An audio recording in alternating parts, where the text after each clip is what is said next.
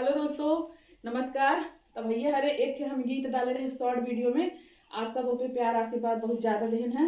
तो आज आए रही सपना, हम सोचे थे कि आप सबके पूरा वीडियो मतलब सुनाई दे, पूरा गीत सुनाई दे। तो आप सब प्यार आशीर्वाद दे जाए और वीडियो कैसा लगे कमेंट में जरूर बता जाए। चलो। गईले बजरिया पैसा पहले हम तीन, हाँ गईले बजरिया पैसा पहले दो तीन। का पूछा था जब चाहे हम गाओ तो गाओ। गईले बजरिया पैसा पहले हम तीन, हाँ गईले बजरिया पैसा पहले हम तीन, पैसा पहले हम तीन, पैसा पहले हम तीन। दुइठे नाकली निकर गए, एक ठे चाला बहुन कीन। दुइठे नाकली निकर गए, एक ठे चाला बहुन कीन। दुइठे नाकली निकर गए, एक ठे चाला बहुन कीन। दुइठे नाकली निकर गए, एक ठे चाला बहुन कीन। जवन चाला बहुन कीन ओकर हंडल है तीन, जवन चाला बहुन कीन ओकर हंडली है तीन। दुइठे फूटहा निकर गए, एक ठे पेनियौन कीन। दुइठे फूटहा निकल गए, एक ठे पेनियौन कीन। दुइठे फूटहा निकर गए, एक ठे पेनियौन कीन।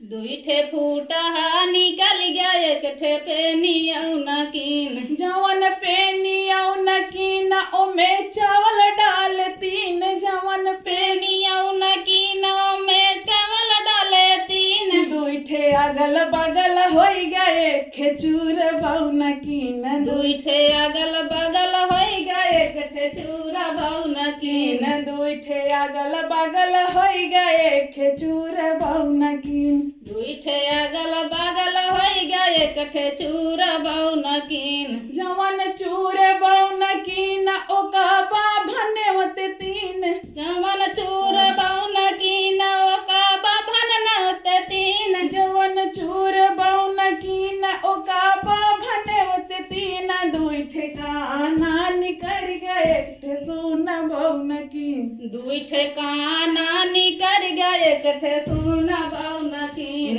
दुइठे काना निकर गए, एक ठे सोन बहुन कीन। दुइठे काना निकर गए, एक ठे सोना बहुन कीन। जवन सोन बहुन कीन ओका डंड मार तीन, जवन सोना बहुन कीन ओका डंडा मारे तीन। जवन सोन बहुन कीन ओका डंड मार तीन। दुइठे अगल बगल होई गए, एक ठे लाग बहुन कीन। दुइठे अगल बगल होई गए, एक ठे लाग बहुन कीन। दुइठे अगल बगल होई गए, एक ठे लाग बहुन कीन। दुइठे अगल बगल होई गए, एक ठे लाग बहुन कीन। हाँ गईले बजरिया पैसा पहले हम तीन, हाँ गईले बजरिया पैसा पौले दुई तीन। पैसा पौले हम तीन, पैसा पौले हम तीन।